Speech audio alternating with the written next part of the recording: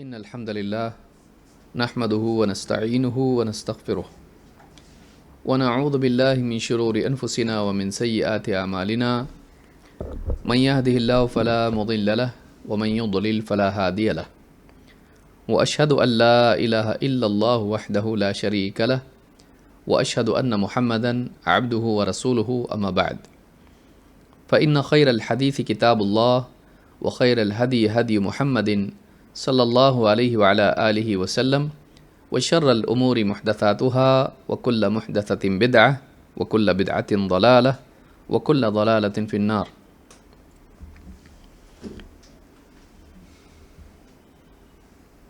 قال اللہ تبارک و تعالی وقل رب زدنی علما۔ قابل احترام ماں اور بہنوں،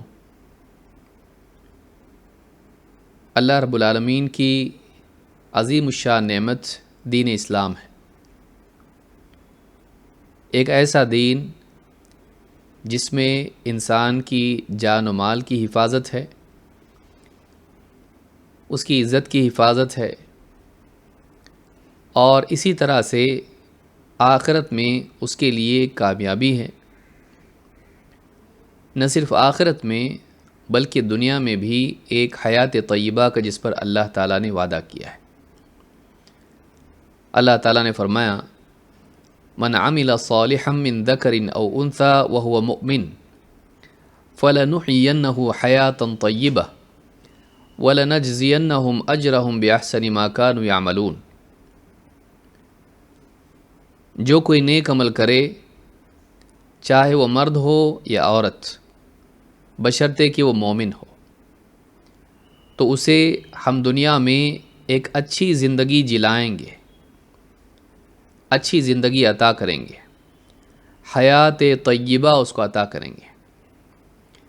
وَلَنَجْزِيَنَّهُمْ أَجْرَهُمْ بِأَحْسَنِ مَا كَانُوا يَعْمَلُونَ، اور ایسے لوگوں کو ان کا اجر بہترین اعمال کے مطابق بھی ادا کریں گے، ان کا اجر بھی انہیں عطا کریں گے، اور کیسے؟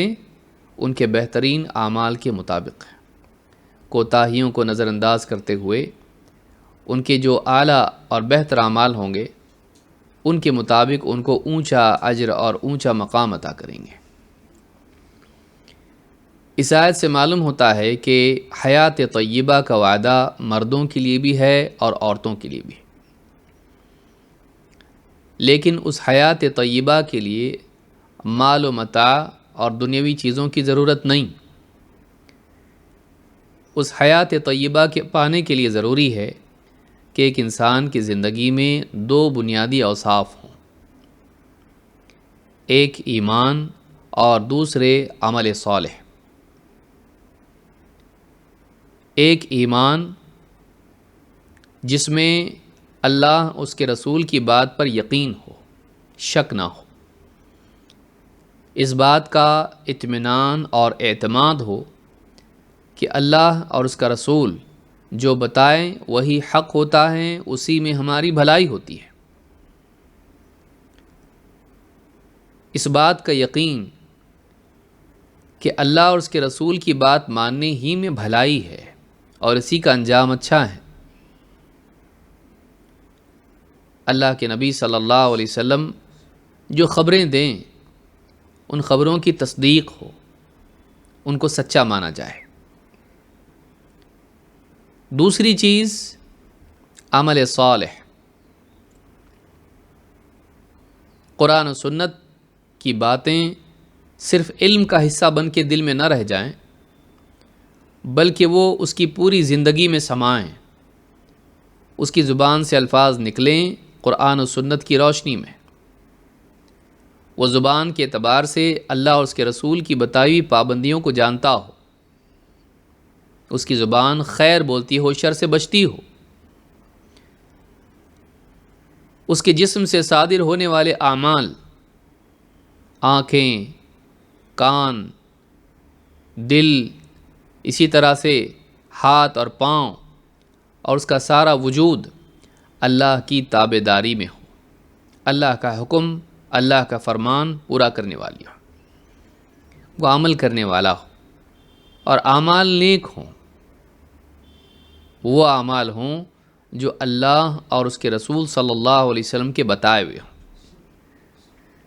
وہ ایسے اعمال سے بچے جو قرآن و سنت میں نہ ہوں، منمانی عبادات نہ کرے، اپنے دل سے دین میں اضافے نہ کرے، برائیوں سے بچنے والا ہو، ایسی ہر بات جس سے اللہ ناراض ہوتا ہو، جس سے رسول اکرم صلی اللہ علیہ وسلم نے منع کیا ہو، بچنے کا مزاج اس میں ہو اور بچنے کی کوشش اس کی زندگی میں ہو۔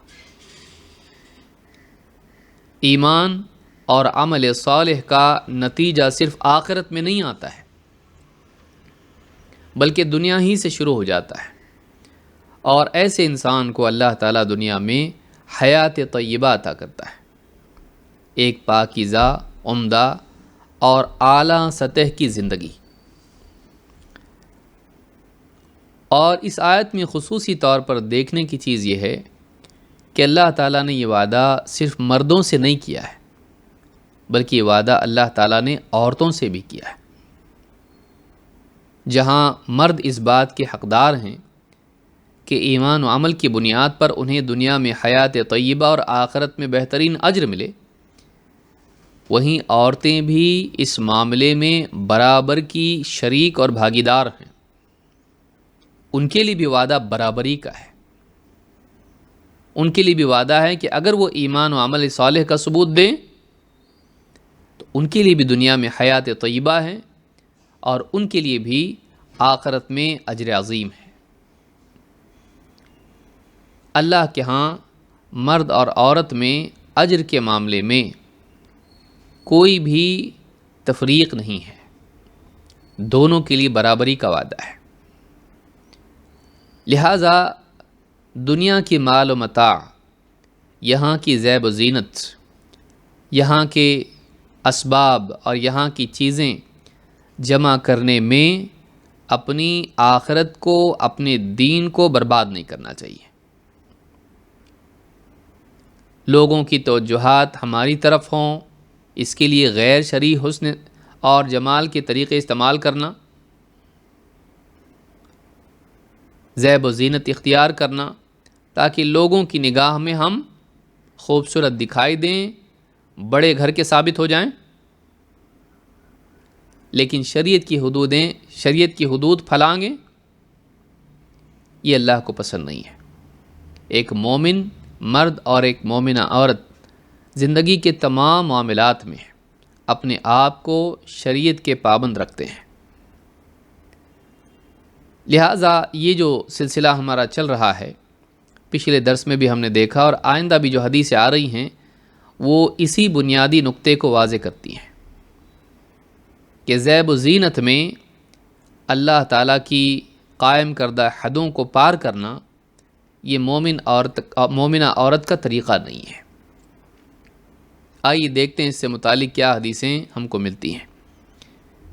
حدیث نمبر 32 ہم نے پچھلے درس میں دیکھی تھی، آج اس سے آگے بڑھتے ہوئے حدیث نمبر 33 ہم دیکھیں گے۔ عورت کے لیے گھر سے خوشبو لگا کر نکلنے کی حرمت۔ عن ابی موسیٰ الاشعری رضی اللہ عنہ عن النبی صلی اللہ علیہ وسلم قال ایما امرأة استعطرت فمرت على قوم لیجدوا ریحها فہی زانیہ وکل عین زانیہ۔ امام احمد، نسائی، حاکم اور ابن خزیمہ نے اسے روایت کیا ہے۔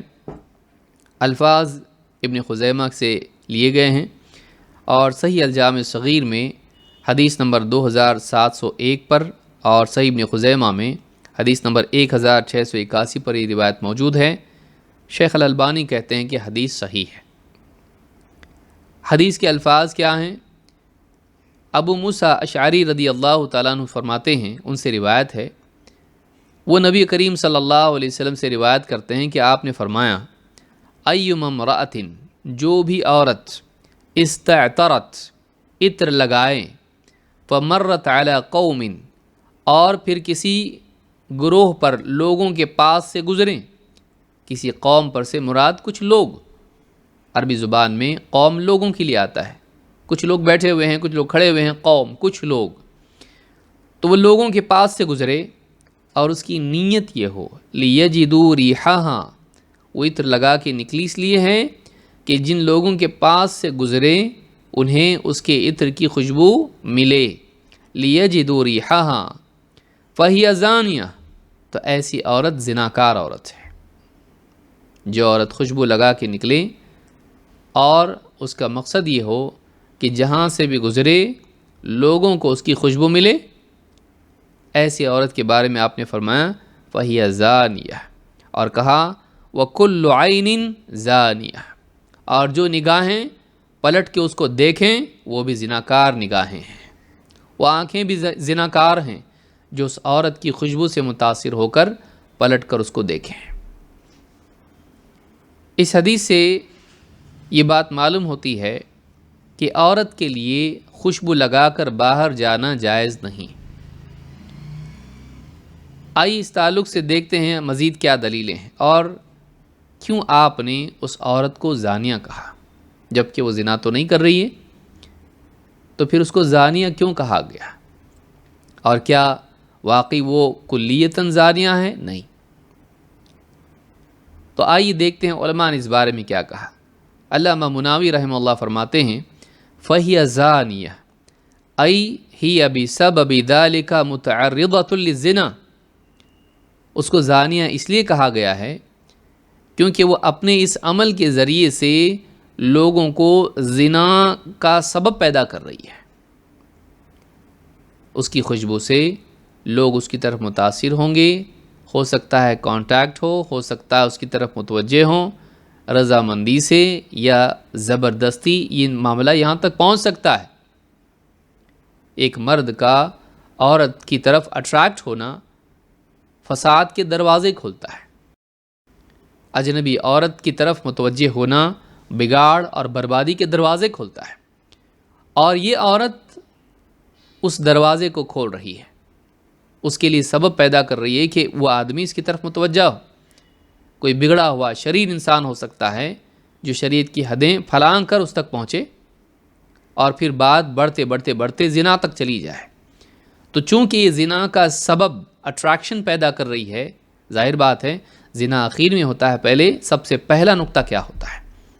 کوئی خوبصورت عورت بے پردہ راستے سے گزر رہی ہے، لچے لفنگے لوگ بیٹھے ہوئے ہیں اور خواہشات سے بھرے ہوئے ہیں، شراب پیے ہوئے ہیں، اب ان کے دل میں اس خوبصورت عورت کو دیکھ کر چاہت پیدا ہوئی، ان کی خواہش بیدار ہوئی، اب اس کے پیچھے لگے، چھیڑا، اب اس کے بعد وہ تیار نہیں تھی لیکن پھر کیا کیا؟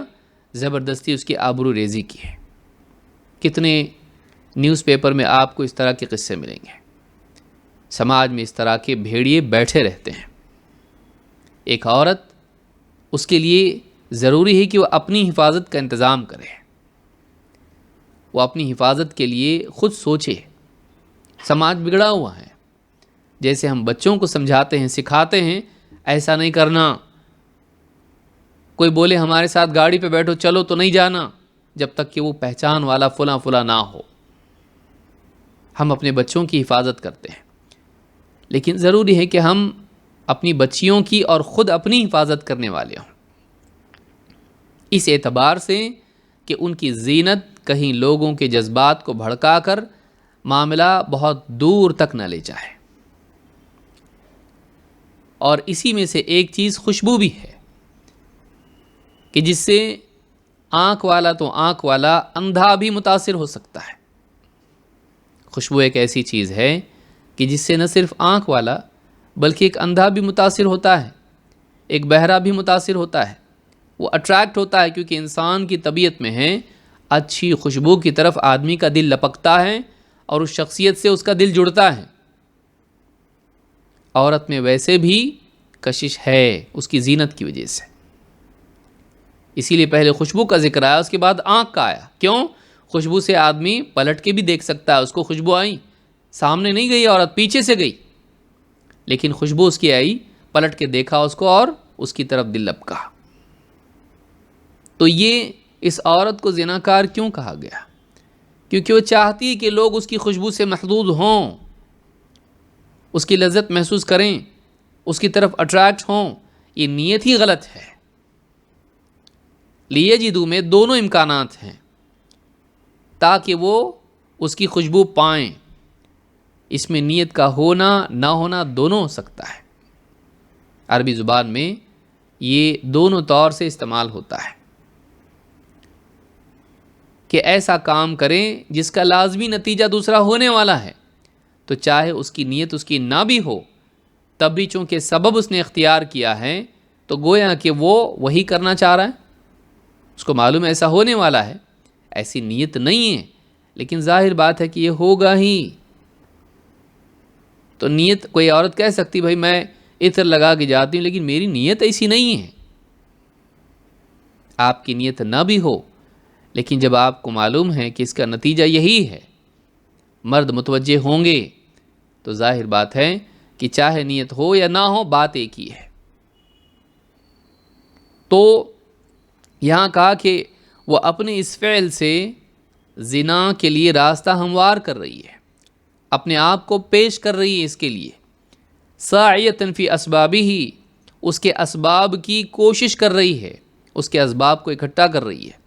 داعیہ الی طلابہ، وہ زناکار لوگوں کو جن کے دل میں طلب ہوتی ہے اس چیز کی، وہ اپنے عمل کے ذریعے سے ان کو دعوت دے رہی ہے.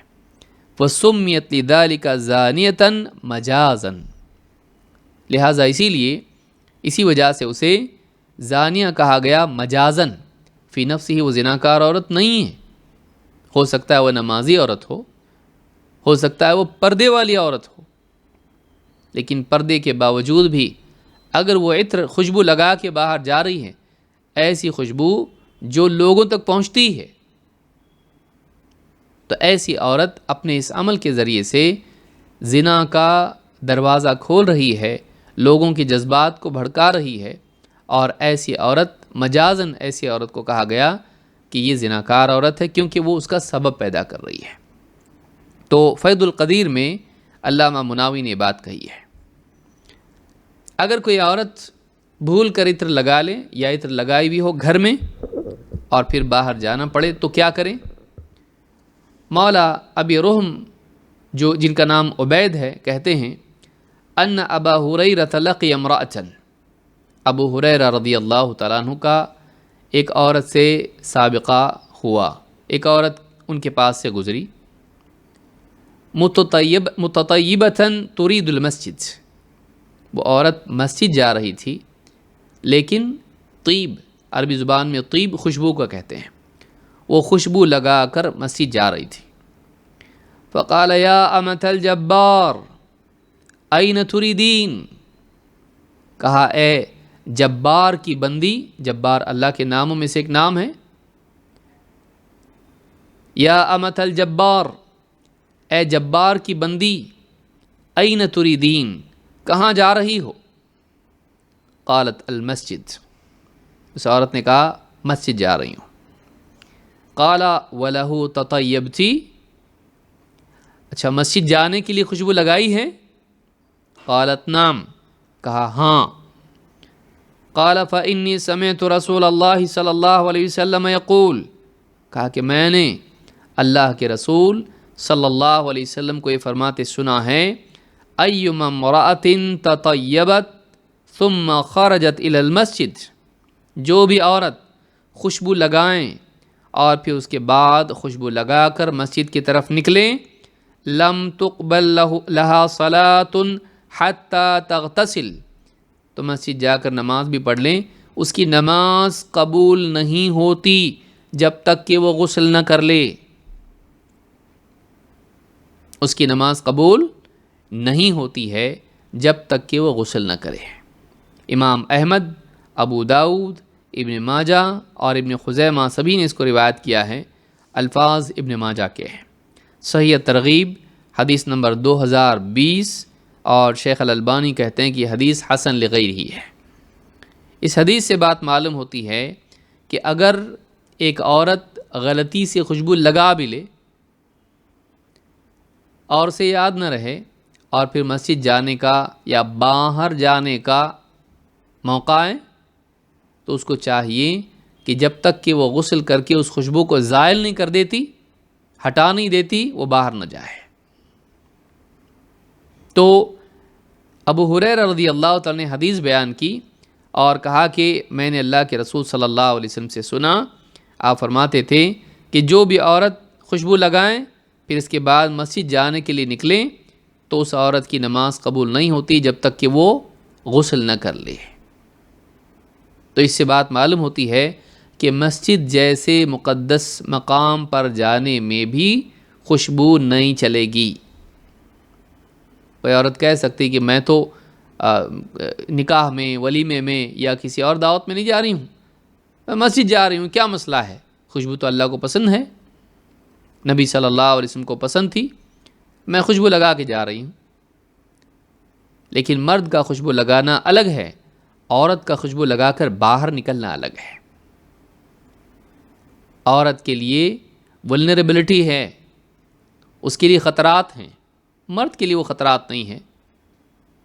آپ کو کتنا نیوز پیپر میں ملتا ہے کہ عورت نے زبردستی کسی انسان مرد کی عزت آبروریزی کر دی؟ نہیں ملتا ہے آپ کو۔ لیکن آپ کو یہ ملے گا کہ فلانی نوجوان بچی یا فلانی عورت سفر میں تھی اور اکیلی راستے سے جا رہی تھی اور اس کی عزت خراب کی گئی۔ تو جو خطرے میں ہے اس کو اپنی حفاظت کے لیے انتظام کرنا چاہیے، اور اس کا انتظام یہ ہے کہ وہ ایسے اسباب اختیار نہ کریں جس سے اس کی عزت کو خطرہ ہو، چاہے وہ زینت ہو یا پھر خوشبو ہو۔ یہ نہیں ہے کہ عورت یہ سوچنے لگے ہم ہی کو سب منع کر رہے ہیں، ہم ہی کو سب منع کر رہے ہیں۔ آپ کو منع اس لیے کیا جا رہا ہے کہ اس میں آپ کی حفاظت ہے، آپ کی حفاظت اس میں ہے۔ عورت کو اس نگاہ سے نہیں دیکھنا چاہیے کہ ہم کو خوشبو سے منع کر رہے ہیں، اس نگاہ سے دیکھنا چاہیے کہ اس میں آپ کے لیے خطرہ ہے، اس میں آپ کے لیے خطرہ ہے۔ یہاں سوال یہ پیدا ہوتا ہے کہ غسل کیوں؟ خوشبو لگانے والی عورت کے لیے غسل کا حکم کیوں؟ خصوصاً اس عورت کے لیے جو گھر سے باہر نکلی اور خوشبو لگا کے نکلی۔ ابو ہریرہ رضی اللہ تعالیٰ نے اس کو بتایا کہ غسل کر کے جانا پڑے گا، حدیث ہے۔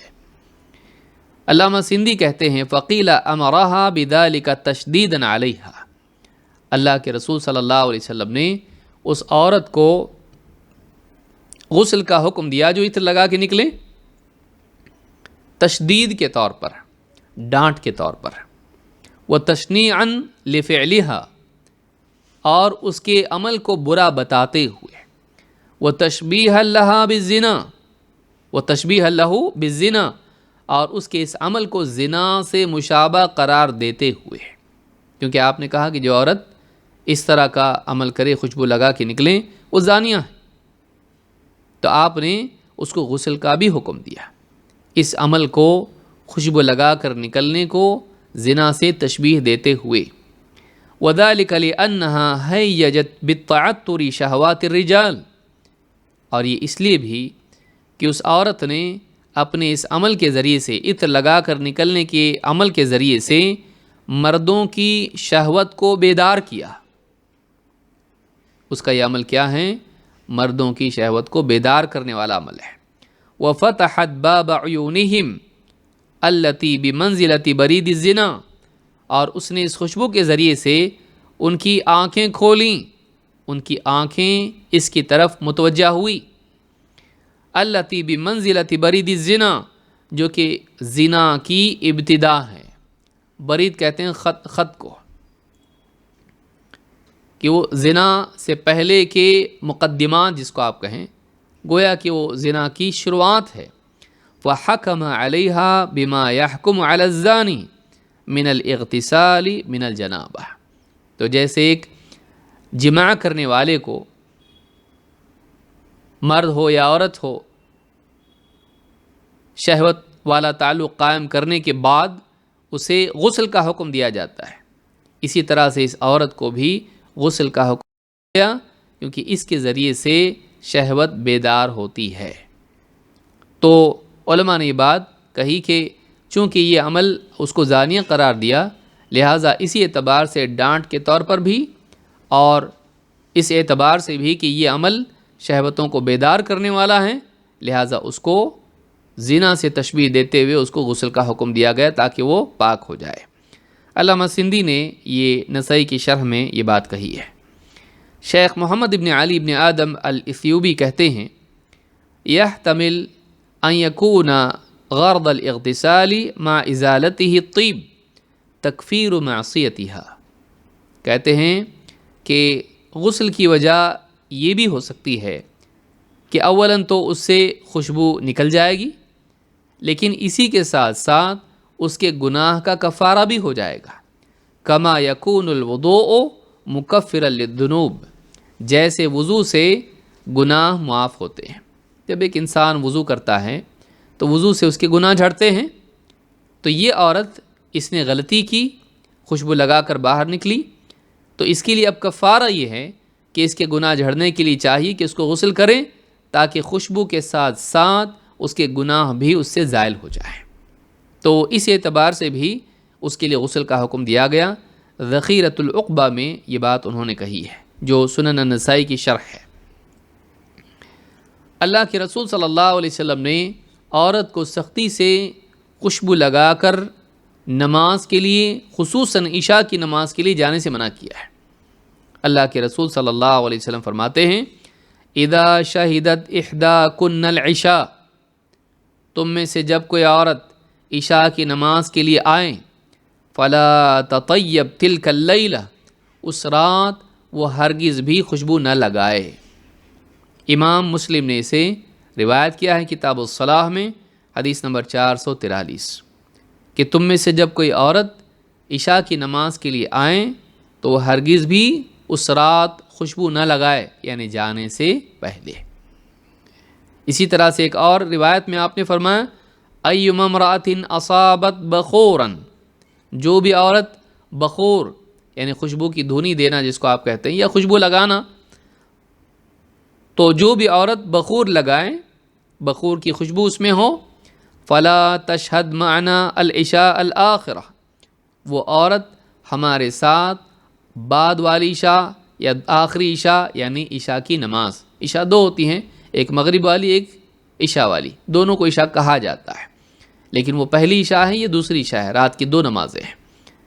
تو عشاء سے مراد یہاں واقعی ہمارے ہاں جس کو عشاء کی نماز کہتے ہیں۔ تو جو بھی عورت بخور لگائے وہ ہرگز بھی ہمارے ساتھ عشاء کی نماز میں شریک نہ ہو۔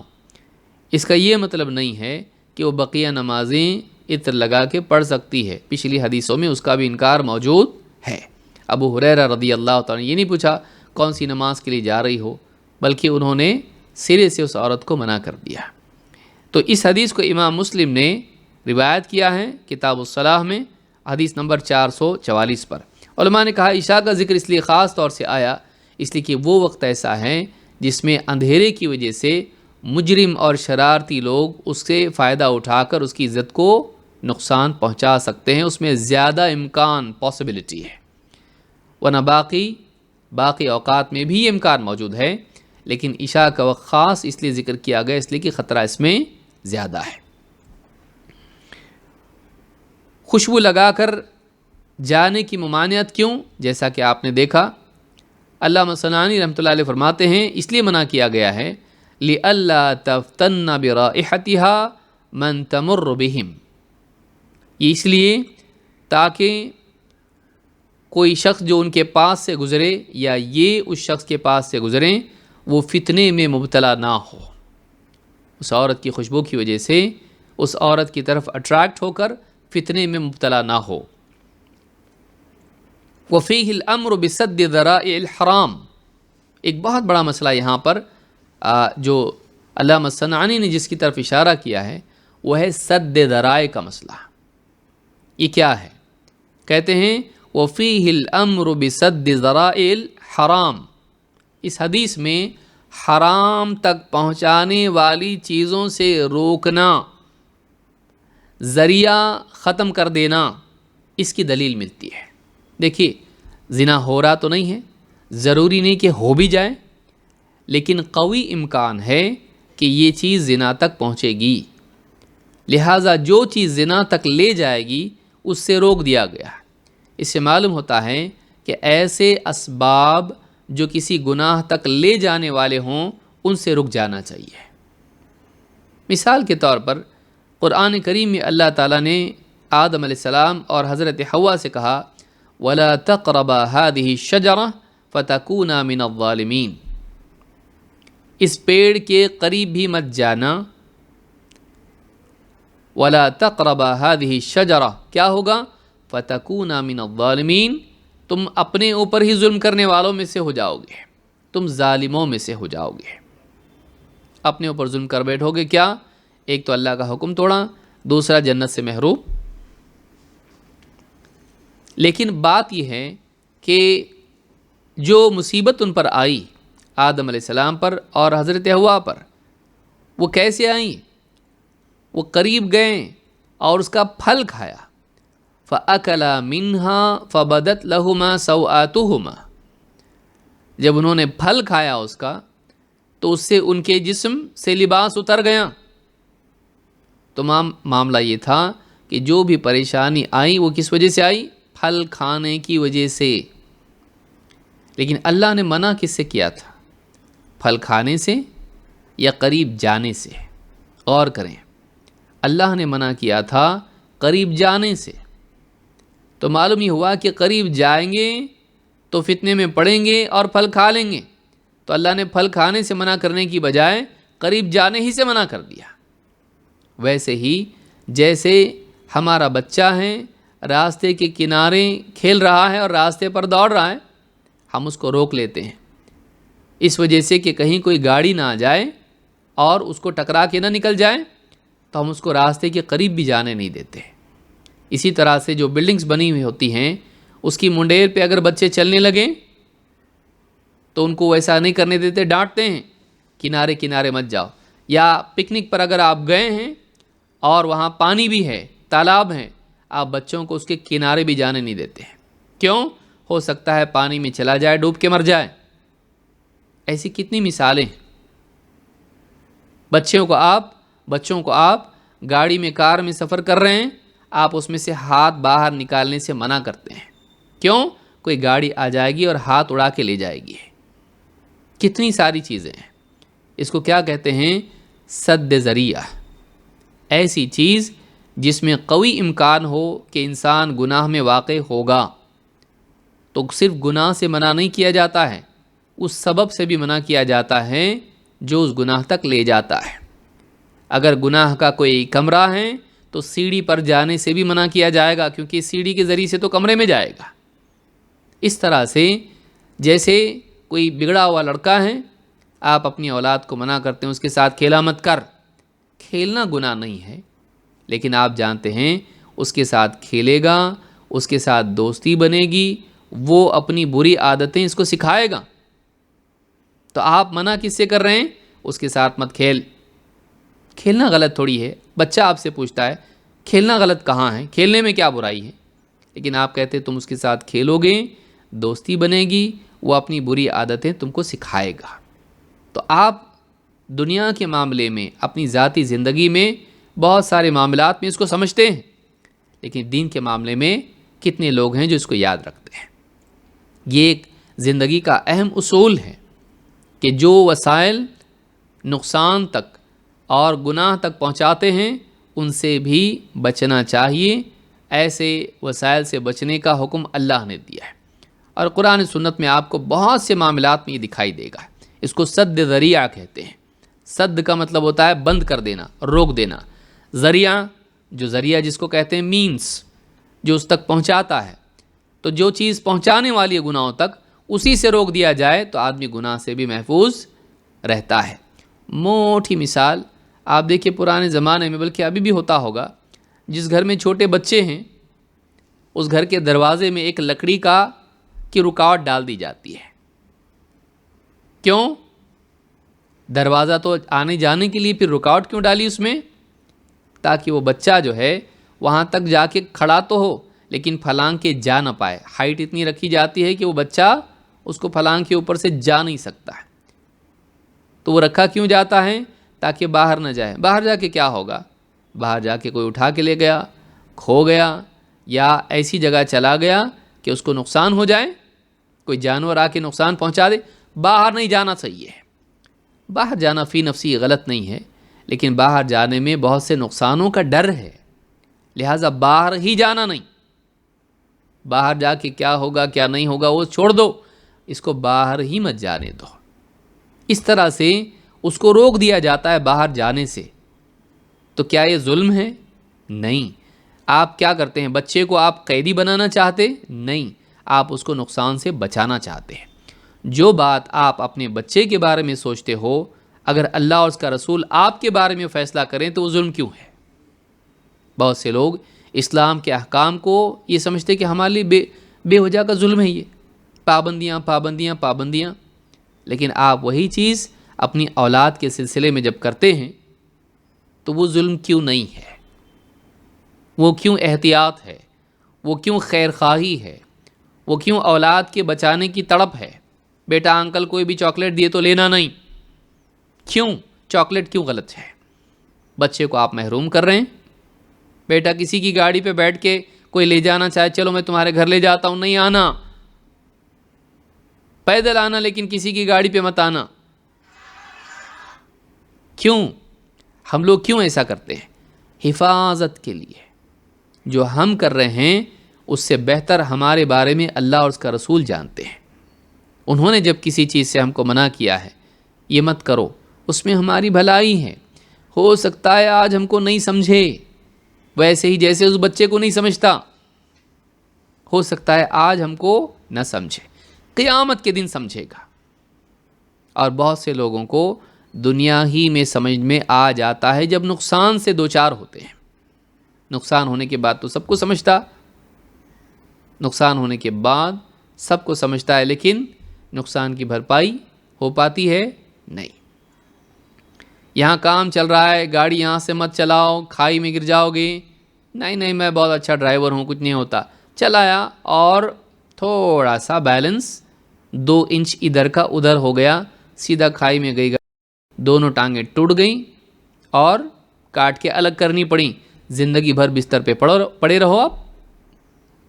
اب بار بار ذہن میں سوچ رہا ہے کاش کہ میں وہ سائن اس کی تعظیم کر لیتا، یہاں سے مت چلاؤ، تھوڑا دور رہ کے چلاؤ۔ نہیں سنا، میں نے اپنے اوپر اعتماد کیا، نہیں میں بہت ایکسپرٹ ڈرائیور ہوں، لیکن بیلنس چلا گیا۔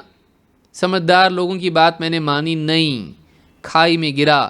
اب ٹانگیں واپس نہیں آ سکتی ہیں، اب ٹانگیں واپس نہیں آ سکتی ہیں۔ نقصان کے بعد پچھتانے میں کیا فائدہ؟ نقصان سے پہلے احتیاط کرنے میں فائدہ ہے۔ لہٰذا یہ جو بات کہی، بہت اہم اصول یہاں بتایا گیا۔ کہتے ہیں کہ وَفِيهِ الْأَمْرُ بِسَدِّ ذَرَائِعِ الْحَرَامِ، اس حدیث میں حرام تک پہنچانے والے ذرائع کو روک دینے کی دلیل ملتی ہے کہ ایسی چیزوں سے روک دیا جائے جو حرام تک جا سکتے ہوں۔ وَظَاهِرُهُ الْوُجُوبُ، اور حدیث کے ظاہر سے معلوم ہوتا ہے کہ یہ واجب ہے، یعنی عورت کا خوشبو لگا کر باہر نکلنا حرام، اور اس کا اگر خوشبو لگا کے غلطی سے نکل بھی گئی تو فوراً لوٹ کے غسل کرنا اور پھر جانا یہ واجب ہے۔ یعنی اس غسل کی شرعی حیثیت کیا ہے؟ خوشبو لگانے والی عورت کے لیے غسل کیا ہے؟ واجب ہے کا مطلب آبلیگیٹری ہے، لازم ہے۔ اگر نہیں غسل کرے گی گناہگار ہوگی۔ وَيَجِبُ عَلَيْهَا أَلَّا تَمَسَّ طِيبًا، اور اس عورت پر لازم ہے کہ وہ باہر جانے والی ہو تو خوشبو نہ لگائیں۔ ان خرجت الى غیر المسجد كخروجها الى بیت الجیران، مسجد کا ذکر آیا اس میں، تو کیا یہ مسجد کے لیے خاص ہے؟ نہیں، بلکہ اس میں یہ بات ہے کہ جب مسجد جیسی مقدس جگہ جہاں پر لوگوں کے جذبات آخرت والے ہوتے ہیں، پاکیزہ مزاج ہوتا ہے لوگوں کا، اس کے لیے جاتے وقت بھی تم کو خوشبو نہیں لگانا ہے، تو شادیوں میں، میلے ٹھیلوں میں اور مارکیٹ میں اور رشتہ داروں کے یہاں اور پڑوسیوں کے یہاں اس طرح سے تم جاؤ گی، اس میں تو اور زیادہ ضروری ہے کہ تم خوشبو سے بچو۔ کوئی سے یہ دلیل نہ لے کہ بھائی یہاں تو مسجد کا ذکر آ رہا ہے، اور ہم جو ہے مسجد کے علاوہ بازار میں خوشبو لگا کر جا سکتے ہیں شاپنگ کے لیے؟ نہیں. جب مسجد میں نہیں تو ایسی جگہ جہاں پر کوئی لگام نہیں ہے. مسجد میں تو لگام ہے، مسجد میں سپریشن بھی ہے، وہاں جاتے وقت بھی نہیں، تو بازار میں کیسے؟ تو کہا کہ وَيَجِبُ عَلَيْهَا أَلَّا تَمَسَّ طِيبًا إِنْ خَرَجَتْ إِلَى غَيْرِ الْمَسْجِدِ كَخُرُوجِهَا إِلَى بَيْتِ الْجِيرَانِ، کہ اس کے لیے ضروری ہے کہ وہ خوشبو نہ لگائیں. اگر وہ مسجد کے علاوہ کہیں اور جا رہی ہے تب بھی، مثال کے طور پر جیسے پڑوسیوں کے پاس جاتی ہے تو وہاں بھی خوشبو لگا کے نہ جائے. اذا كانت تمر بالناس وتزاحمهم قياسا على المسجد، ایسی جگہ خصوصاً کہ جب وہ لوگوں کے قریب سے گزریں یا جہاں لوگوں کی بھیڑ ہو اور اس میں یہ خوشبو لگا کر جاتی ہے تو مسجد پر قیاس کرتے ہوئے اس کے لیے ان جگہوں پر جانا بھی منع ہوگا، کیونکہ یہاں پر جگہ کی قید بیان نہیں کی جا رہی ہے، مسجد یا غیر مسجد. یہاں پر وجہ کیا ہے؟ لوگوں کے جذبات کو بھڑکانا، اسی لیے اس کو زانیہ کہا گیا، ان نگاہوں کو زانیہ کہا گیا. تو یہ چیز جو مسجد میں ہونے والی ہے بازار میں تو اور بھی زیادہ ہوگی. تو اصل وجہ اس کی جو ہے وہ مسجد میں بھی موجود ہے اور باہر بھی ہے، تو اس کو مسجد کے ساتھ قید کرنے کی کوئی وجہ نہیں ہے. لہٰذا یہ بات علامہ صنعانی نے الجامع الصغیر کی شرح میں کہی ہے، التنویر شرح جامع الجامع الصغیر. تو اس سے معلوم ہوتا ہے کہ چاہے مسجد ہو یا غیر مسجد ہو، عورت کو چاہیے کہ وہ خوشبو لگا کر نہ جائے. لیکن اس سے سوال یہ پیدا ہوتا ہے یہاں پر کہ کیا فی نفس ہی عورت کے لیے خوشبو لگانا حرام ہے؟ جواب یہ ہے کہ نہیں، عورت کے لیے خوشبو لگانا حرام نہیں. اس کے لیے خوشبو لگا کر باہر جانا، خصوصاً ایسی خوشبو کہ جس سے مرد اٹریکٹ ہوں، لوگوں تک کی کھلی ہوئی خوشبو ہو، پہنچتی ہو، ایسی خوشبو اگر لگاتی ہے تو جائز نہیں ہے. اللہ کے نبی صلی اللہ علیہ وسلم فرماتے ہیں طیب الرجال ما ظہر ریحہ وخفی لونہ، مردوں کی خوشبو کیسی ہے؟ ما ظہر ریحہ، جس کی خوشبو پھیلتی ہو، ظاہر ہوتی ہو، وخفی لونہ، اور اس کا رنگ چھپا ہوا ہو. وطیب النساء ما ظہر لونہ وخفی ریحہ، اور عورتوں کی خوشبو وہ ہے کہ جس کا رنگ ظاہر ہو لیکن خوشبو چھپی ہوئی ہو. جیسے زعفران ہوتا ہے کہ اس کا رنگ دکھائی دیتا ہے زردی، یلو، لیکن اس کی خوشبو بہت دھیمی ہوتی ہے، جو بہت قریب اگر کوئی ہو تو اسی کو محسوس ہوتی ہے. اور یہی مقصود ہے کہ اگر کوئی قریب ایک دم قریب اس کے ہیں تبھی اس کو خوشبو محسوس ہوگی اور بہت ہلکی ہوگی، لیکن اس کا رنگ اس میں ہوتا ہے. تو ایسی خوشبو عورت کے لیے ہے. اور مردوں کے لیے کیسی ہے؟ یہ نہیں کہ وہ زعفران وغیرہ لگا کر نکلیں باہر، بلکہ ان کے لیے خوشبو کیسی ہے کہ جس کا رنگ نہ ہو یا بہت ہلکا ہو اور اس کی خوشبو بہت پھیلنے والی ہو، ظاہر ہو، لوگوں کو محسوس ہوتی ہو. تو یہ دونوں فرق جو ہے حدیث میں ان دونوں خوشبوؤں میں فرق آیا ہے. اس سے معلوم ہوتا ہے کہ طیب النساء جب کہا گیا کا مطلب یہ کہ سرے سے عورتوں کے لیے خوشبو حرام نہیں ہے. ہاں، عورت کے لیے باہر خوشبو لگا کر جانا جائز نہیں، خصوصاً ایسی خوشبو جو لوگوں تک پہنچتی ہو. ایک دم اندر رہنے والی خوشبو اگر ہے کہ ایک دم قربت میں عورتوں کو آپس میں محسوس ہو، ایسی خوشبو جو کسی کے پاس سے گزرے تو اس کو محسوس نہ ہو. یاد رکھیں اس کو، کسی کے پاس سے گزرے تو اس کو خوشبو نہ آئے کہ پلٹ کے دیکھے. تو ایسی جو خوشبو ہے اس کی گنجائش ہو سکتی ہے، لیکن ایسی خوشبو جو محسوس ہوتی ہے جائز نہیں ہے. اس کو یاد رکھیں. جیسے زعفران لگا کر اگر عورت جاتی ہے اس میں حرج نہیں ہے، خصوصاً اتنا بھی زیادہ نہیں لگایا کہ سب کو خوشبو آ رہی ہے، اتنا بھی زیادہ نہ لگائے. تو یہ حدیث بتاتی ہے جس کو امام احمد، ترمذی اور نسائی نے روایت کیا ہے، صحیح الجامع صغیر حدیث نمبر 3937. حدیث صحیح ہے. اس سے معلوم ہوتا ہے کہ جہاں مردوں کے لیے خوشبو کی اجازت ہے وہیں عورتوں کے لیے بھی ہے۔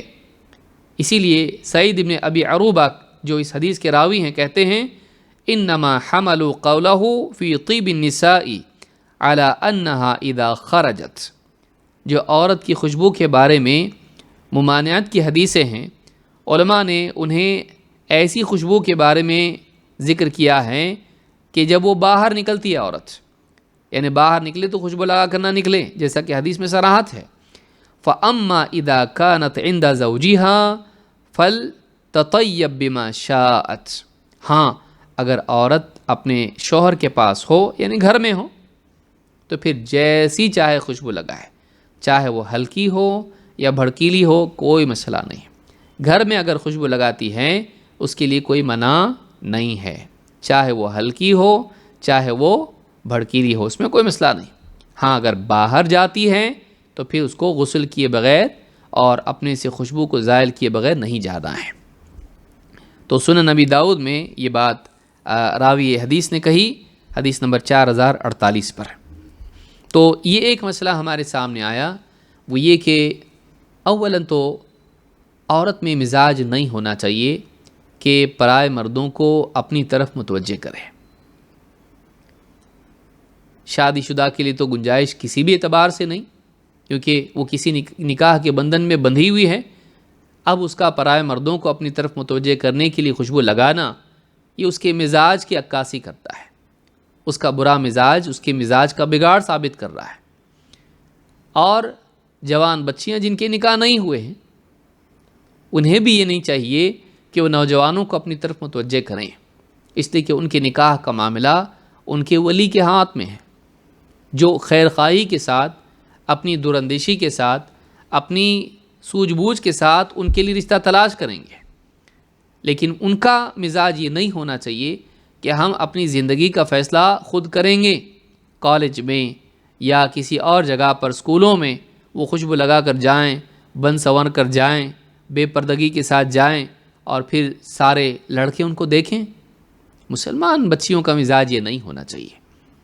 ایک مسلمان دیندار سمجھدار بچی، عزت دار گھر کی بچی، وہ اپنے آپ کو سنبھال کے رہتی ہے، اس کی زینت سارے گاؤں کے لیے نہیں ہے، وہ لوگوں کے لیے شو پیس نہیں ہے، وہ اپنی زینت کو چھپاتی ہے، اس کی زینت خاص لوگوں کے لیے ہے، یہ نہیں کہ سارے سماج کے لیے وہ ایک ایسی نمائش کی چیز ہے کہ لوگ اس کو دیکھ کر اپنی خواہشات کو پورا کریں اور اپنی جو بھی ہوس ہے اس کو پورا کریں، اس کے لیے نہیں ہے اس کی زینت۔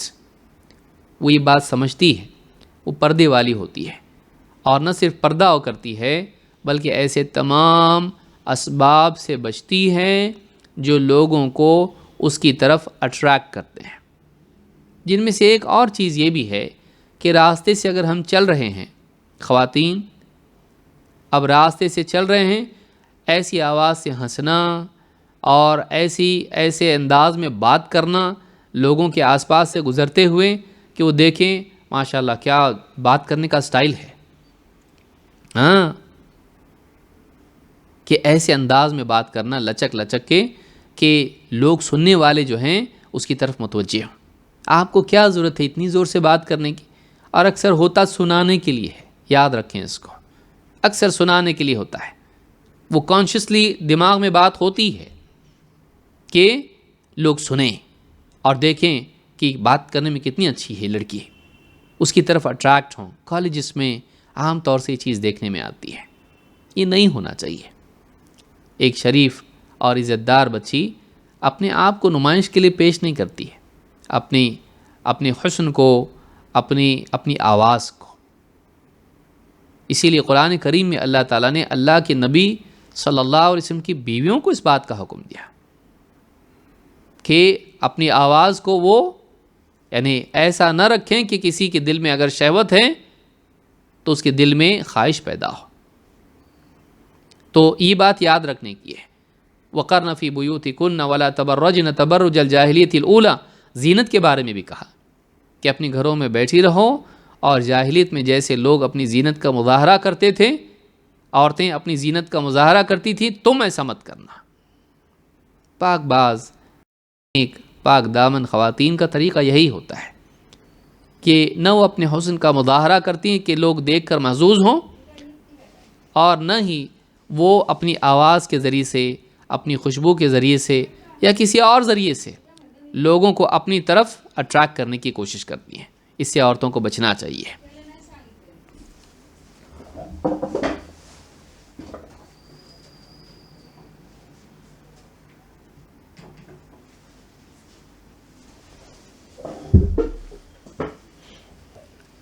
تو اس حدیث سے بات ہمارے سامنے آئی کہ عورتوں کو ایسی کسی بھی حرکت سے بچنا چاہیے، اور مردوں کو بھی بچنا چاہیے۔ مردوں میں بھی یہ بیماری ہوتی ہے کہ اگر 4 عورتیں یا کالج میں کچھ لوگ کھڑے ہیں تو وہ اپنی آواز سے، اپنے انداز سے، سٹائل کے ذریعے سے ان کو اپنی طرف اٹریکٹ کرنے کی کوشش کرتے ہیں۔ یہ ساری چیزیں اسلام میں نہیں ہے۔ اسلام ایک ایسا دین ہے جس میں حیا کی تعلیم دی گئی ہے۔ اللہ کے نبی صلی اللہ علیہ وسلم فرماتے ہیں ہر دین کا ایک اخلاق ہوتا ہے، اسلام کا اخلاق حیا ہے۔ یعنی پورے احکام آپ اسلام کے دیکھیں، اس میں حیا کا ایک نمایاں مقام ہے۔ لہٰذا یہ ساری چیزیں اچھی نہیں ہیں۔ ایک مسلمان کو شریف اور عزت دار طریقے سے زندگی گزارنا چاہیے۔ آگے بڑھتے ہیں اور ایک دوسری حدیث دیکھتے ہیں جو اسی سلسلے سے جڑی ہوئی ہے۔ حدیث نمبر 34، عریانیت اور فحاشی کا انجام۔ اپنی زینت کا مظاہرہ کرنا اور بے حیائی کو عام کرنا، اس کا انجام کیا ہے؟ عن ابی ہریرہ رضی اللہ عنہ قال قال رسول اللہ صلی اللہ علیہ وسلم صنفان من اہل النار لم ارہما۔ جہنمیوں کی 2 قسمیں ہیں۔ جہنمیوں میں 2 لوگ ایسے ہیں جنہیں میں نے اب تک نہیں دیکھا۔ لم ارہما، قوم معہم سیاط کاذناب البقر۔ ایک تو وہ لوگ ہیں جن کے ہاتھ میں کوڑے ہوں گے، ہنٹرز، ان کے ہاتھ میں کوڑے ہوں گے، چابک۔ کاذناب البقر، جیسے بیل کی دمیں ہوتی ہیں، بیل کی دم کی طرح ان کے ہاتھ میں چابک اور کوڑے ہوں گے۔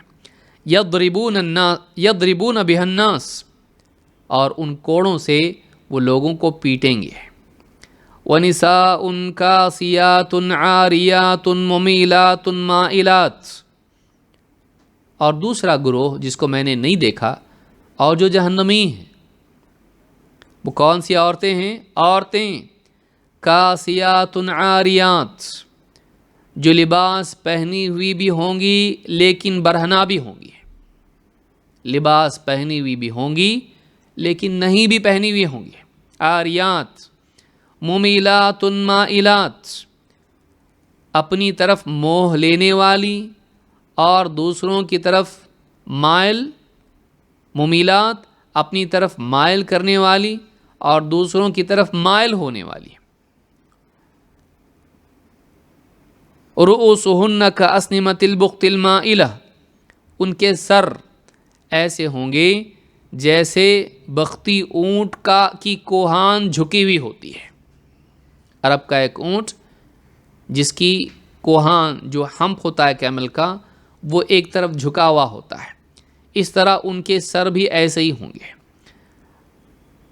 لا يدخلن الجنۃ ولا یجدن ریحھا، ان عورتوں کا انجام کیا ہے؟ لا يدخلن الجنہ، جنت میں یہ نہیں جائیں گی۔ ولا یجدن ریحھا، جانا تو دور، جنت کی خوشبو بھی انہیں نصیب نہیں ہوگی۔ وَإِنَّ رِيحَهَا لَيُوجَدُ مِن مَّسِيرَةِ كَذَا وَكَذَا، جبکہ جنت کا معاملہ ایسا ہے کہ بڑی دور سے اس کی خوشبو محسوس ہوتی ہے۔ یعنی یہ جنت میں جانا تو دور، جنت سے بہت دور رہیں گی، قریب بھی نہیں جا پائیں گے۔ جنت میں داخل ہونا تو بہت دور کی بات ہے، جنت کے قریب بھی نہیں جا پائیں گی، اتنی قریب بھی نہیں کہ جنت کی خوشبو ملے۔ تو آپ دیکھیں گھروں میں کھانا بنتا ہے تو پاس پڑوس میں خوشبو بھی اس کی جاتی ہے، تو دوری تک خوشبو جاتی ہے۔ جنت کی نعمتیں آدمی کھانے تک نہیں پہنچ پاتا لیکن خوشبو تو مل جاتی ہے اس کو۔ ماشاء اللہ پڑوس میں ہاں فلاں چیز بن رہی ہے، خوشبو تو بڑی پیاری ہے، تو خوشبو آدمی کو پہنچ جاتی جبکہ نعمت نہیں ملتی ہے۔ ان عورتوں کے بارے میں کہا گیا جنت کی نعمتیں پانا تو دور، جنت کی خوشبو بھی ان کو نصیب نہیں ہوگی، جنت سے اتنی دور رہیں گی۔ ہے کون سی عورتیں ہیں اور کون لوگ ہیں؟ یہ دو طبقے جن کا ذکر ہے۔ پہلا تو اپنی بات سے بالکل ظاہر ہے کہ قوم معہم سیاط کأذناب البقر یضربون بها الناس، ایسے لوگ جن کے ہاتھ میں چابک ہوں گے بیل کی دم کی طرح، اور ان چابکوں سے، ان ہنٹروں سے، ان کوڑوں سے وہ لوگوں کو پیٹیں گے۔ تو یہ ظلم ہے، لوگوں کو ظلماً مارنا۔ آپ دیکھیں جو کالے ہوا کرتے تھے غلام بنا کر ان کو پیٹا جاتا تھا اس سے، اور آپ کو دکھائی دے گا جو بھی انگریزوں نے مختلف علاقوں میں اپنے قبضے کیے تھے وہ لوگوں کو مارتے تھے، اور ایسے بادشاہ بھی چاہے وہ مسلمان ہوں یا غیر مسلم ہوں، یا ایسے علاقوں میں ذمہ دار قسم کے لوگ جو لوگوں پر اپنی اتھارٹی کی وجہ سے ظلم کرتے ہیں، مار پیٹ کر ان سے کام لیتے ہیں، اگر ایسے لوگ ہیں تو یہ سارے کے سارے اس میں داخل ہیں۔ قوم معہم سیاط کأذناب البقر یضربون بها الناس، کہ کچھ لوگ جن کے ہاتھ میں بیل کی دم کی طرح چابک ہوں گے جس سے لوگوں کو ماریں گے۔ اللہ کے نبی صلی اللہ علیہ وسلم نے حدیث میں کہا کہ اتقوا الظلم فإن الظلم ظلمات یوم القیامہ، ظلم سے بچو، ظلم سے بچو، لوگوں پر ظلم کرنے سے بچو، اس لیے کہ ظلم قیامت کے دن اندھیریا بن کر آئے گا۔ ظلم سے لفظ بنا ہے ظلمہ، ظلمہ اس کی جمع ہے ظلمات، اندھیریاں، تو ظلم میں خود اندھیرا ہے، نور نہیں ہے، ظلم میں خود اندھیرا ہے۔ تو جو آدمی لوگوں پر ظلم کرتا ہے قیامت کے دن اس کا ظلم اندھیرا بن کر اس پر چھا جائے گا، اس کو راستہ سجھائی نہیں دے گا جنت کا۔ تو کہا کہ یہ ایسے لوگ ہیں جو لوگوں پر ظلم کرتے۔ دوسرے کون ہیں؟ دوسری عورتیں ہیں، وَنِسَاءٌ كَاسِيَاتٌ عَارِيَاتٌ، ایسی عورتیں جو لباس پہنی ہوئی ہوں گی لیکن اس کے باوجود برہنہ ہوں گی۔ مُمِيلَاتٌ مَائِلَاتٌ، لوگوں کو اپنی طرف متوجہ کرنے والی ہوں گی اور خود بھی ان کی طرف مائل ہوں گی۔ اور رؤوسہن کأسنمۃ البخت المائلہ، بختی اونٹوں کی طرح ان کے سر جھکے ہوں گے ان کی کوہان کی طرح۔ ایسی عورتیں جنت میں داخل نہیں ہوں گی اور نہ جنت کی خوشبو ان کو نصیب ہوگی، جبکہ جنت کی خوشبو بہت دور سے محسوس ہوتی ہے۔ اس حدیث کو امام مسلم نے کتاب اللباس والزینہ میں روایت کیا ہے، حدیث نمبر 2128، اور اسی طرح سے کتاب الجنت وصفۃ نعیمہا و اہلہا میں انہوں نے اس کو روایت کیا، حدیث نمبر 2128 پر، 125 اور 52 نمبر کی حدیث پر ہے یہ۔ تو یہ کون ہیں؟ 3 صفات ان عورتوں کی بیان کی گئی۔ ملبوس لیکن عریاں، لباس پہنی ہوئی ہیں لیکن پھر بھی وہ کیا ہیں؟ برہنہ ہیں۔ اور دوسری بات ممیلات مائلات، پہلی صفت کاسیات عاریات، دوسری صفت ممیلات مائلات، تیسری صفت سر ان کے ایسے جیسے بختی اونٹ کے کہ کوہان ان کے ہمس ہوتے ہیں۔ کون ہے یہ؟ ملا علی القاری کہتے ہیں کہ کاسیات عاریات کیسے ہے؟ کہتے ہیں کہ وقیل یسترن بعض بدنہن ویکشفن بعضہ، یہ کون سی عورتیں ہیں؟ جو بدن کا کچھ حصہ چھپائیں گی اور کچھ ظاہر کریں گی، تو پہنی ہوئی بھی ہیں اور کچھ حصہ جسم کا برہنہ بھی ہے۔ آپ دیکھیں عورت کو اپنا پورا جسم چھپانا چاہیے، پورا جسم چھپانا چاہیے۔ اب اگر ایک عورت، جیسے ہمارے ہاں پر ہندوستان کے تناظر میں آپ دیکھیں ساڑی پہننے کا رواج ہے، اور ساڑی میں جو لباس پہنا جاتا ہے اس سے جسم کا بعض حصہ چھپتا ہے، بعض دکھائی دیتا ہے۔ یہ جو چیز ہے اس طرح کا لباس، علماء نے 3 باتیں اس میں کہی ہیں، ان میں سے ایک یہ ہے کہ جسم کا ایک حصہ چھپے اور کچھ حصہ دکھے۔ آج آپ دیکھیں یعنی عورتوں کے لباس مردوں کی طرح ہو گئے کہ مرد بھی آپ دیکھیے گھٹنے سے اوپر تک یعنی شارٹس پہن کر چڈیاں پہن کر باہر نکل رہے ہیں، ہاتھ میں صبح سویرے جا رہے ہیں واک کے اوپر، اور رسی ہے، رسی میں کتا بندھا ہوا ہے اور چڈی پہن کر حضرت جا رہے ہیں، 50 سال کی عمر ہے، اور ساتھ میں جوان بچیاں بھی ہیں، ان کا بھی لباس ایسا ہی ہے، ٹی شرٹ پہنا ہوا ہے اور شارٹس ہیں۔ کہاں جا رہے ہیں؟ مارننگ واک پہ یا ایوننگ واک پہ۔ اب کچھ پہنا ہوا ہے لیکن عورت کے لیے چاہیے کہ پورا جسم چھپائیں، لیکن وہ کچھ حصہ چھپائے ہوئے ہیں اور کچھ حصہ اس کا نمایاں ہے۔ ٹی شرٹ پہنی ہوئی ہے تو بالکل اوپر تک کندھے بھی دکھائی دے رہے ہیں، اب کندھوں سے لے کے پورے ہاتھ، بازوؤں کا چھپانا، پورے ہاتھ کا چھپانا بھی ضروری ہے۔ اب یہ عورت اپنے جسم کا ایک حصہ چھپائے ہوئے ہیں لیکن دوسرا حصہ اس کا ظاہر ہے۔ کئی صورتیں اس کی آپ ہم سے زیادہ اس کو جانتی ہیں۔ تو عورتیں جس طرح کا لباس پہنتی ہیں اس میں ایک صفت تو بیان کی گئی جہنمی عورتوں کی، ایسا لباس پہننا کہ جس میں جسم کا کچھ حصہ تو چھپے، پورا نہ چھپے، کچھ حصہ دکھائی دے۔ ٹھیک ہے، چہرے کے بارے میں علماء کا اختلاف ہے کہ چہرہ کھلا رکھے یا چھپائے۔ ہماری تحقیق تو یہی ہے کہ عورت کو چہرہ بھی چھپانا چاہیے، چہرہ بھی اس کو چھپانا چاہیے، لیکن جسم کے بقیہ حصوں کو ظاہر کرنا یہ جائز نہیں ہے۔ بعض عورتیں اسکارف پہن لیتی ہیں اور باقی پورا حصہ جسم کا نمایاں ہے، ڈریس پہنا ہوا بس، کوئی جسم پر نہ کوئی چادر ہے، نہ برقع ہے، نہ کچھ ہے، بس وہی سمجھتی ہے کہ سر پہ دوپٹہ ڈال لو یہی حجاب ہے۔ نہیں ایسا، بلکہ اس کو چاہیے کہ لباس کے بعد بھی اپنے اوپر لباس رکھے، چاہے وہ برقعے کی صورت میں ہو یا بڑی چادر کی صورت میں ہو، اس کو حجاب بھی کرنا چاہیے، اس کو نقاب بھی کرنا چاہیے، اس کو نقاب بھی کرنا چاہیے۔ یہی راجح قول ہے، یہی راجح قول ہے، اس لیے کہ عورت کی زینت اس کے چہرے میں ہوتی ہے۔ سب سے پہلے اگر لڑکا لڑکی کو دیکھتا ہے کیا کرتا ہے؟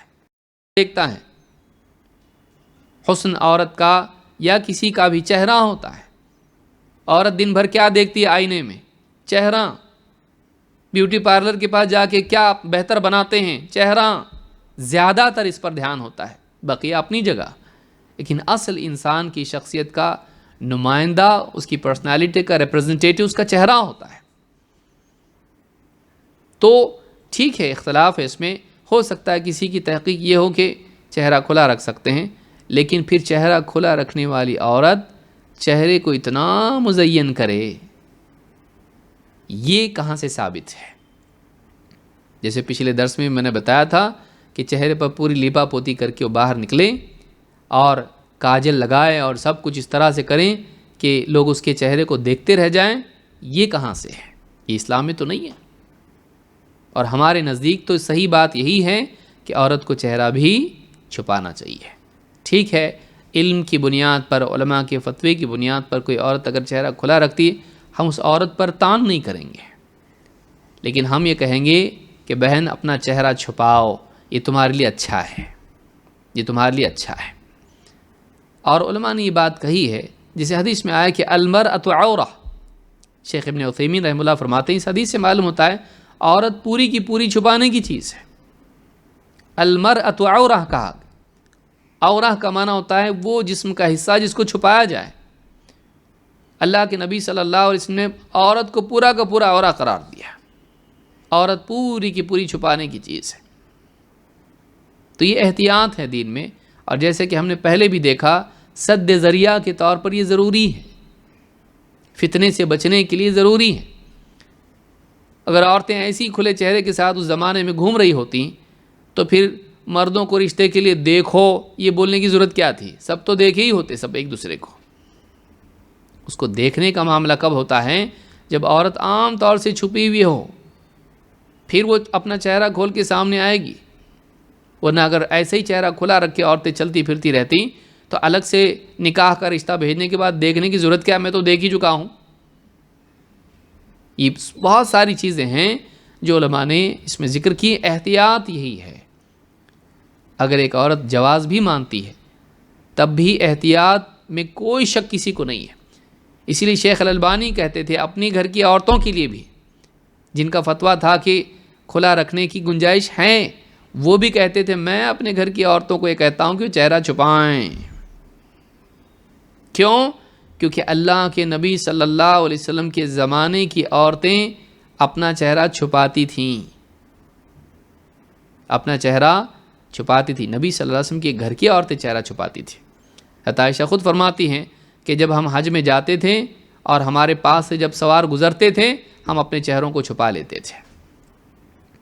یہ معلوم ہوتا ہے کہ یہی راجح قول ہے، بچنا چاہیے. تو اب بدن کا کچھ حصہ ظاہر کرنا، اب یہ تو چہرہ ہوا، بلکہ بعض اوقات عورتیں اس سے زائد، خاص کر کے جیسے میں نے بتایا ساڑی وغیرہ پہننے والی عورتیں، یہ سارا اپنے جو ہے جسم کے حصے جو چھپانے ہیں واجب ہیں وہ بھی حصہ ظاہر کرتی ہیں. یہ جائز نہیں ہے، یہ صحیح نہیں ہے. کہا کہ وقیل یسترن بعض بدنہن ویکشفن بعضہ اظہارا لجمالہن وابرازا لکمالہن. اپنے جمال کو ظاہر کرنے اور اپنے کمال کو لوگوں کے سامنے لانے کے اعتبار سے. بعض اوقات پڑھی لکھی خواتین ہوتی ہیں، ان کے ذہن میں ہوتا ہے کہ ہم خوبصورت ہیں، اس کو چھپا کے کیا کریں. ہاں، اللہ نے حسن دیا ہے تو اس کو تو ظاہر کرنا چاہیے. یہ ذہن صحیح نہیں ہے. اس کا حسن سارے گاؤں کے لیے نہیں ہے، بازار میں جا کے سب کو دکھانے کے لیے نہیں ہے. اس کا حسن ان لوگوں کے لیے ہے جو اس سے قریبی ہیں، اس کے لیے محرم ہیں، جن کے سامنے پردہ اس پر واجب نہیں ہے. اور خصوصاً اس کی خوبصورتی اس کے شوہر کے لیے ہے، اس کے شوہر کے لیے ہے. کوئی بیوی پسند کرے گی اس کا شوہر اچھا بن سنور کے عورتوں میں جائے اور عورتوں کو اپنی طرف اٹریکٹ کرے، جیلسی اس میں نہیں ہوتی ہے، اور شوہر کی عزت دل میں رہے گی. شوہر کے دل میں عورت کی عزت کیا رہے گی جب وہ خوبصورت بن سنور کر جو ہے مردوں کے سامنے جائے اس لیے کہ مرد اس کی طرف اٹریکٹ ہوں. اس کے دل میں کیا عزت رہے گی؟ اس کی سوچنے کی چیز ہے. فرماتے ہیں وقیل یلبسن ثوبا رقیقا یصف بدنہن. اس میں وہ لباس بھی داخل ہے جو اتنا پتلا ہو کہ اس کے اندر سے جسم کے بعض حصے دکھائی دیتے ہیں. بعض اوقات لباس پتلا ہوتا ہے جس سے جسم کے حصے دکھائی دیتے ہیں. وَإِن كُنَّ كَاسِيَاتٍ لِثِيَابِ عَارِيَاتٍ فِي الْحَقِيقَةِ. کہتے ہیں کہ اگرچہ عورتیں پہنی ہوئی ہیں نام کے لیے، لیکن حقیقت میں یہ کیا ہیں؟ یہ برہنہ ہے. ایک اور چیز علماء نے اس میں ذکر کی، شیخ الالبانی نے بھی اس کو ذکر کیا ہے کہ ایک تو یہ ہے کہ عورت کا لباس ایسا ہو کہ کچھ حصہ پہنا ہوا ہو، کچھ کھلا ہو. نمبر 2، لباس اتنا پتلا ہو کہ جسم کے بعض حصے اس کے پار دکھائی دیتے ہوں.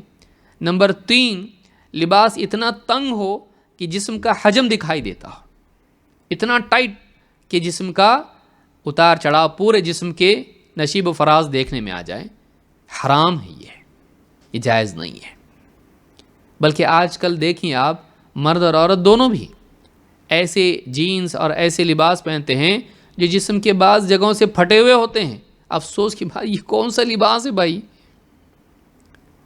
یعنی پہلے اگر کسی کا کپڑے پھٹے ہوئے ہوتے تھے لوگ ارے کتنا غریب آدمی ہے بیچارہ بول کے اس پہ رحم کرتے تھے، پیون لگا کے آیا. اب تو پیون بھی نہیں لگا رہے.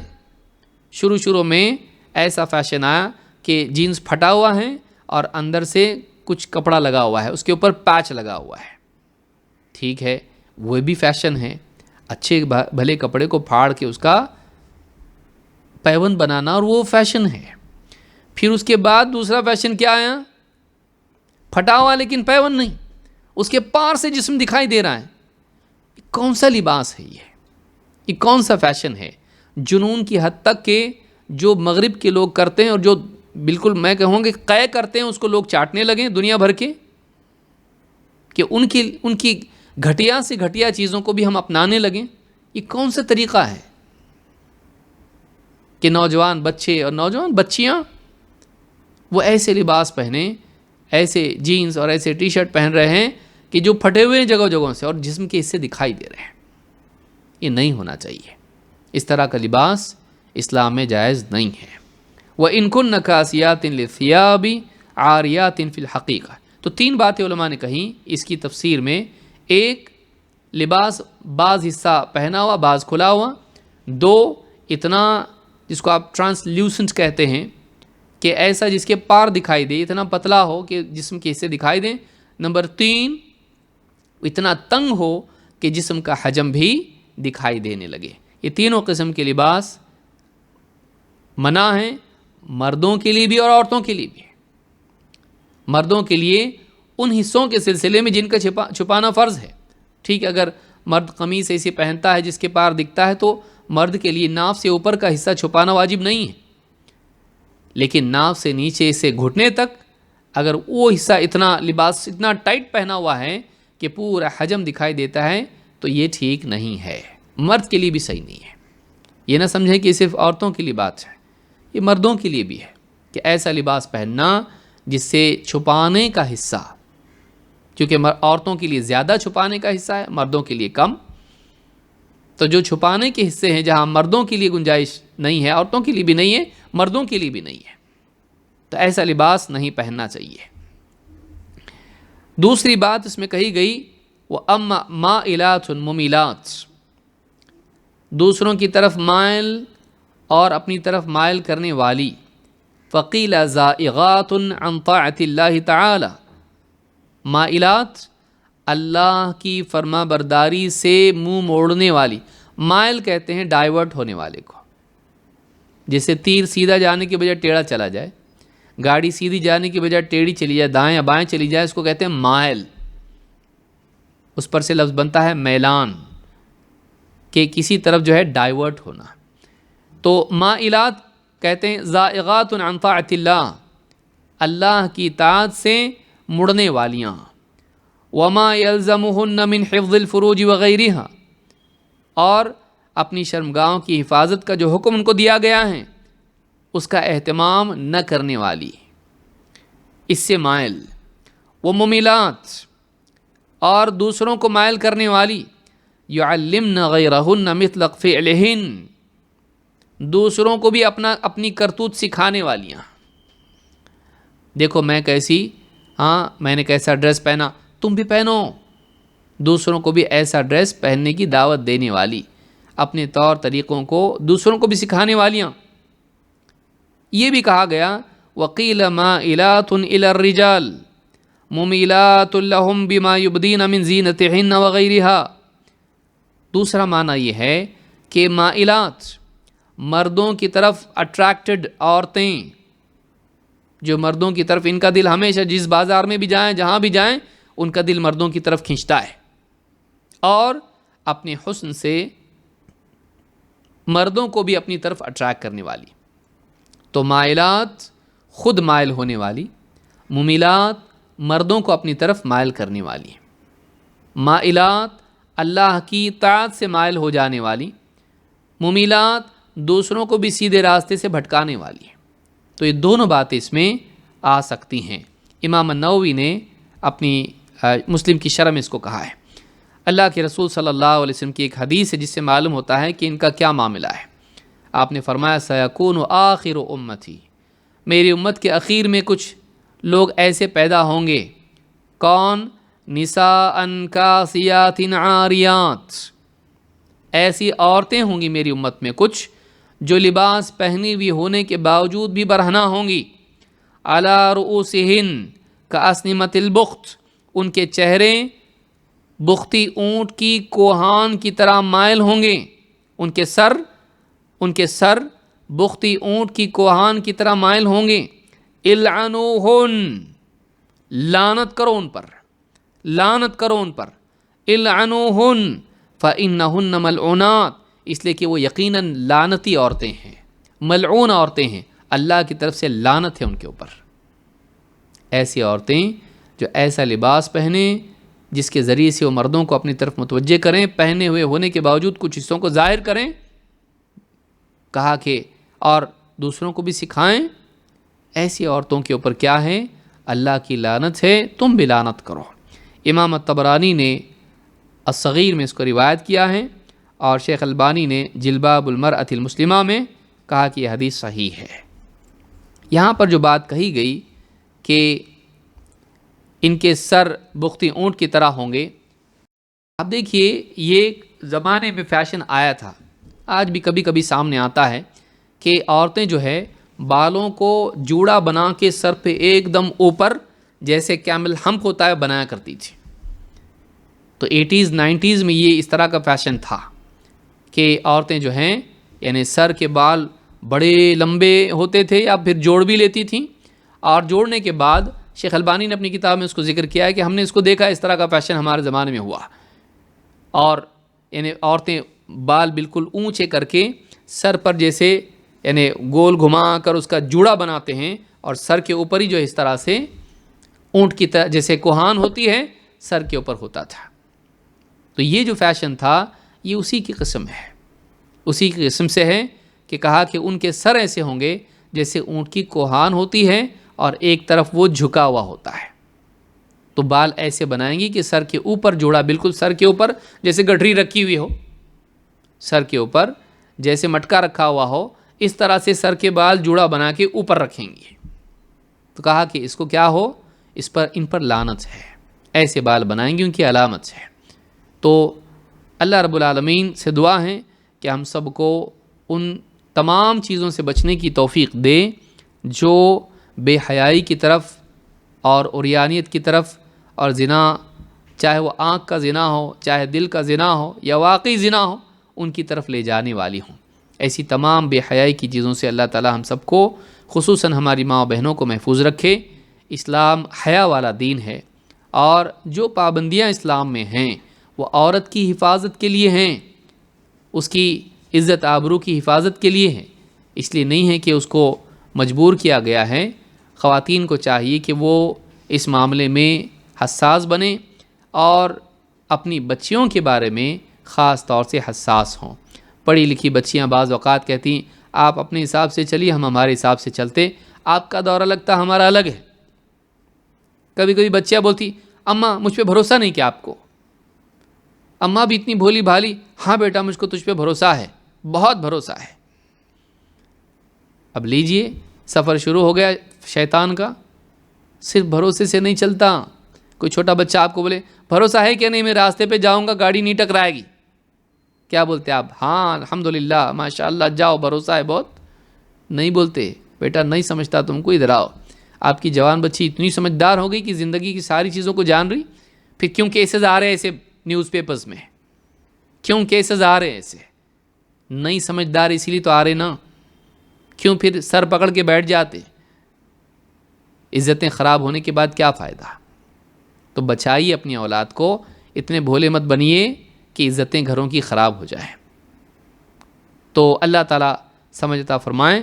بچوں کی حفاظت والدین کی ذمہ داری ہے، ان کا دل نہیں توڑنا، چاہے اللہ کا حکم ٹوٹ جائے۔